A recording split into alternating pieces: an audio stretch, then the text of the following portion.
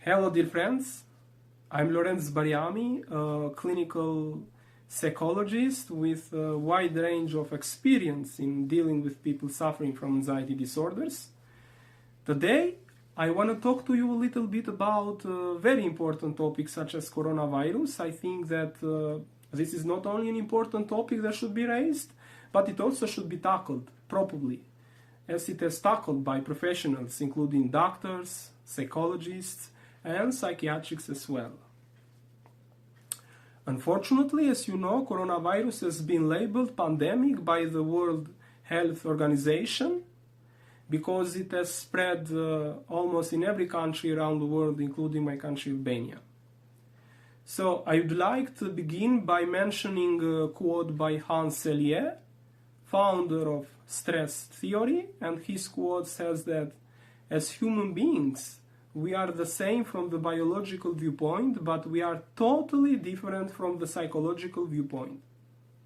Following this logic, I would like to say that besides the psychological infection or besides the psychological effects caused by the coronavirus, people may get psychologically affected. From my perspective, there are two main factors that make people psychologically affected by the coronavirus. First of all is social isolation, and secondly is social media.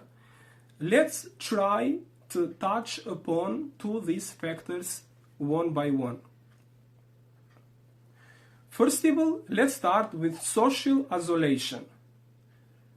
On one hand, according to the expert of the World Health Organization, people must stay home in order to prevent and protect themselves from this kind of virus. In this respect, social isolation is highly recommended. But on the other hand, according to some psychological researches, social isolation is one of the key factors that contribute to increasing the level of anxiety and mood disorders. From this point of view, currently a lot of people are experiencing high level of anxiety and depression, mostly those suffering from anxiety disorders such as hypochondria, OCD, and PTSD disorder. And the second factor is social media, as I said. Undoubtedly, social media is playing an increasingly important role in terms of information.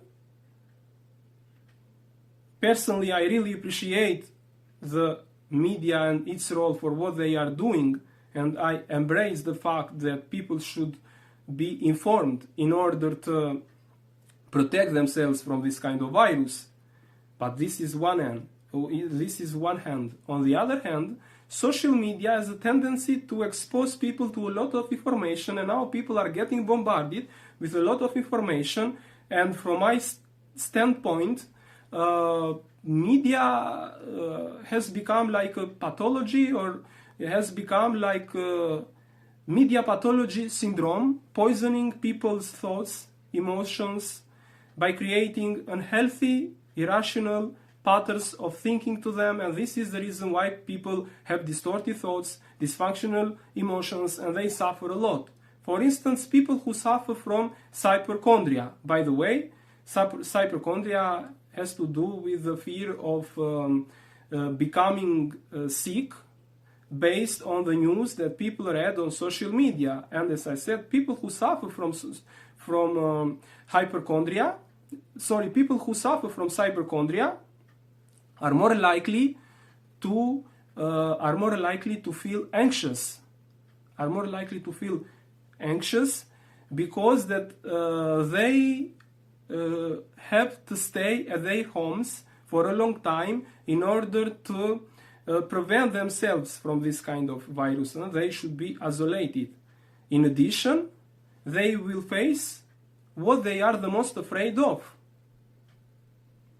What do I mean by that? I mean that while staying home, people will focus on social media. reading information and books related to coronavirus, and for this reason they are likely to feel more anxious. Or for instance, people who suffer from OCD disorder, it's like the fear of getting contaminated by dirty things, including virus. And those people are more prone to feel anxious or to be anxious because of the news on social media, such as hand washing.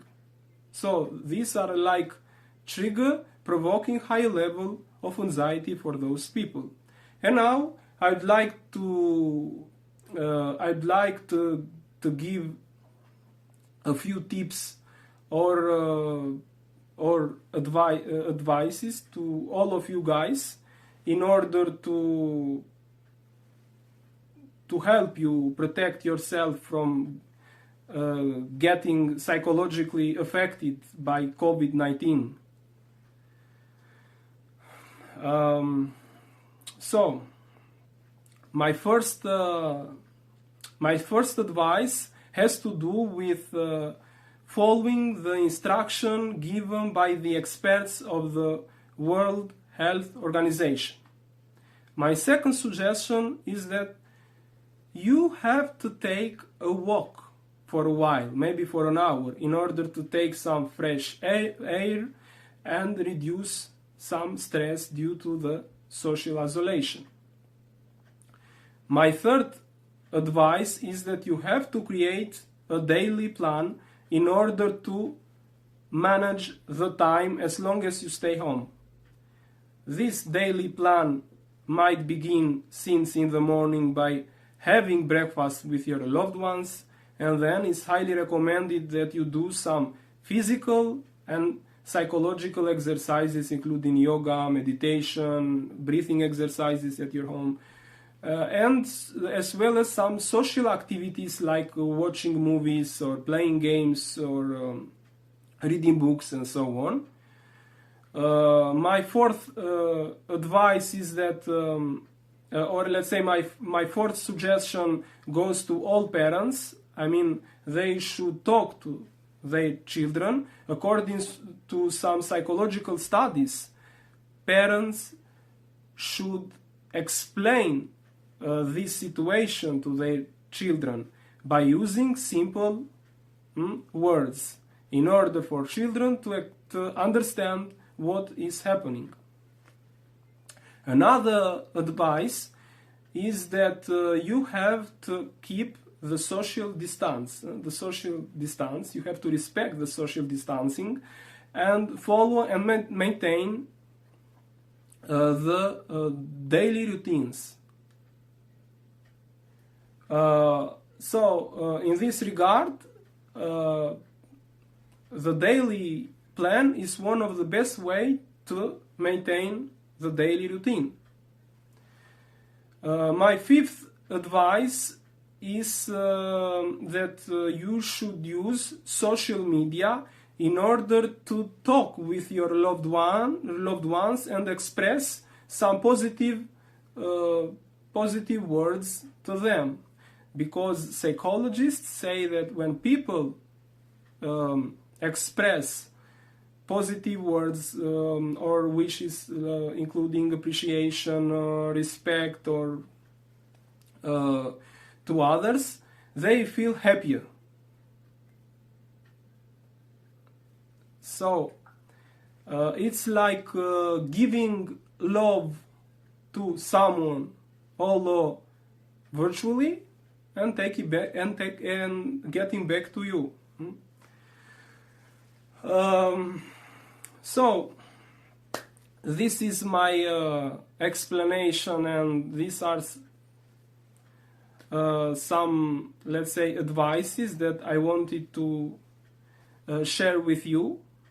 I hope this helps you protect yourself from getting psychologically affected by the COVID-19. Thank you so much for listening to me, and don't forget to be positive, healthy, productive. Bye and see you soon.